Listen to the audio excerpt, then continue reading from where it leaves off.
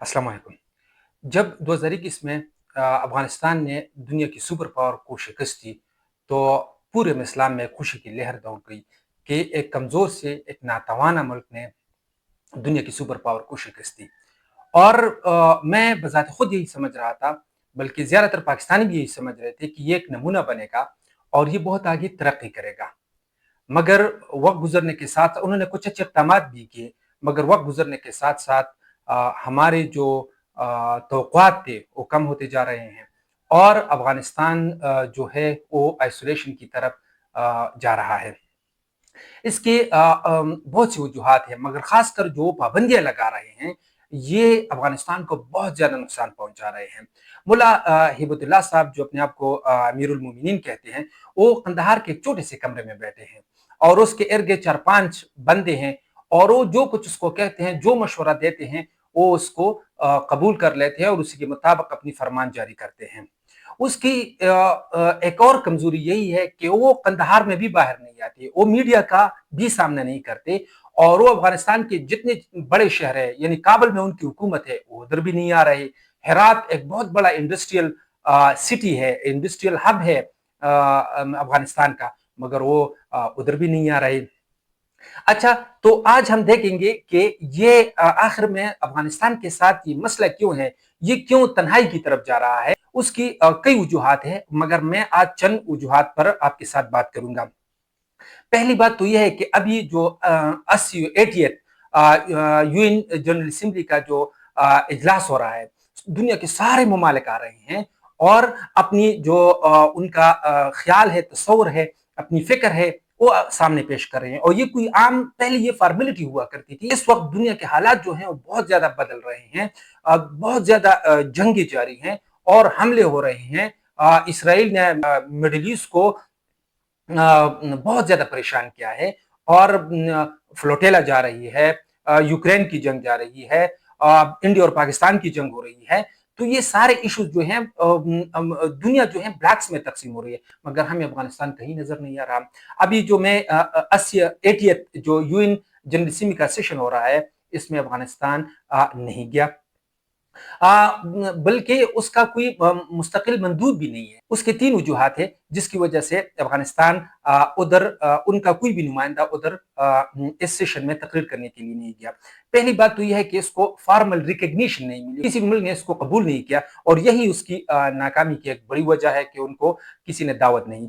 दूसरी बात यह है कि जो अशरफ गनी साहब का जो उस वक्त के मंदूब था अक़वाम मुत्तहिदा में, तालिबान उसको नहीं मान रहे और अक़वाम मुत्तहिदा जो है यूएनओ उसका जो नया नुमाइंदा है उसको नहीं मान रहा। और तीसरी बात ये कही जा रही है कि उन्होंने अक़वाम मुत्तहिदा की जो फीस है उसको जमा नहीं की। उसके बाद ये तो एक नाकामी हो गई। अब दूसरी नाकामी की तरफ आते हैं। दूसरी नाकामी यही है कि दोहा में इसराइली हमले के बाद जो इमरजेंसी मीटिंग हुई मुस्लिम स्टेट्स की, तो अफगानिस्तान ने तो अभी बहुत बड़ी कामयाबी हासिल की थी, मगर उन्होंने अफगानिस्तान को बुलाया तक नहीं। तो ये एक और बड़ी नाकामी है अफगानिस्तान की कि इतने बेहतरीन मौके पर और हमारे ऐसे मुसलमान भाई जो कि पक्के सच्चे मुसलमान हैं, उनको बुलाया नहीं गया, उनसे बात तक नहीं की गई, उनसे पूछा नहीं। दूसरी उनकी कामयाबी है, नाकामी है। तीसरी जो है, उन्होंने अभी अभी इंटरनेट पर पाबंदी लगाई।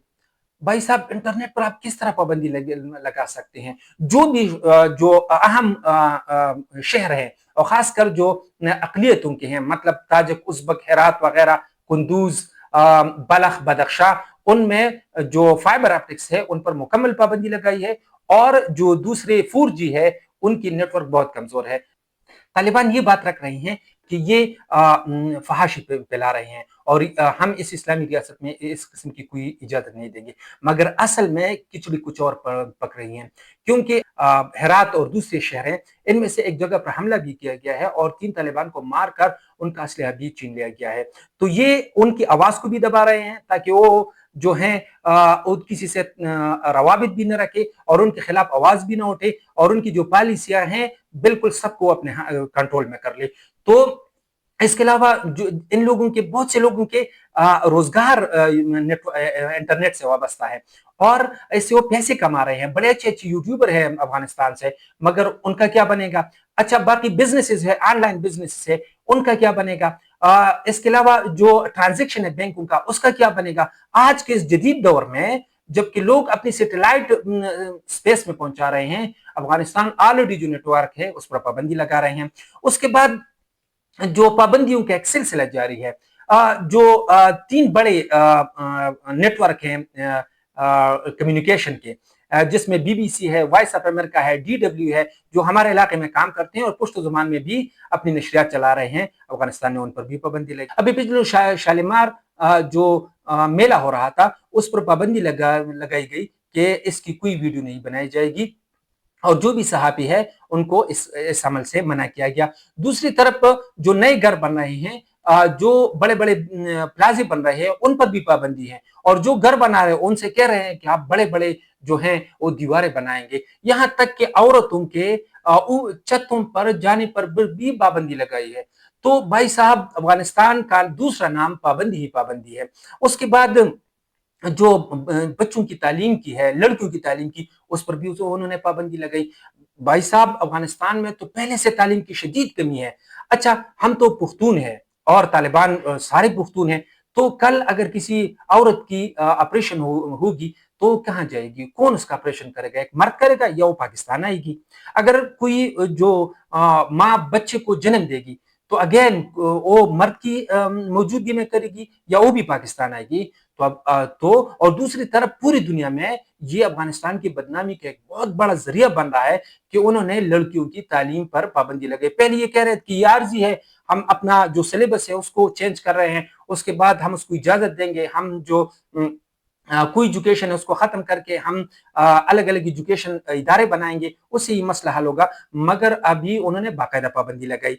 उसके बाद जो करीबी उधर लोग जो जिनके पास उधर तो गैस भी नहीं है, दूसरी एनर्जी भी नहीं है, तो लोग अपनी पहाड़ियों पर जाते हैं, उधर दरख्त काट के इधर लेके आते हैं और उसको बतौर ईंधन इस्तेमाल करते हैं। उन पर भी उन्होंने पाबंदी लगाई। तो मौसीकी पर तो उन्होंने पाबंदी लगाई।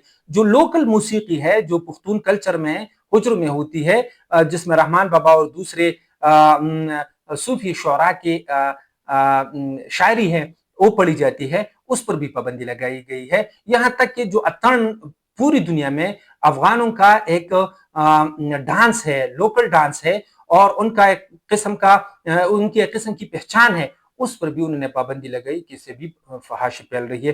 तो मुल्ला हिबतुल्लाह साहब जो हैं वो जो भी उसके दिल में आ जाता है, जो पुराने जमाने के बादशाह हुआ करते थे, एक कमरे में बैठे हैं और फरमान जारी करते करते जा रहे हैं।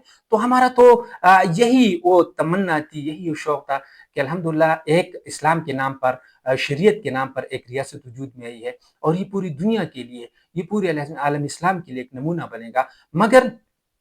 मगर ये कुछ नहीं कर रहे, बल्कि उल्टा अपने आप को और मजीद तन्हाई की तरफ ले जा रहे हैं।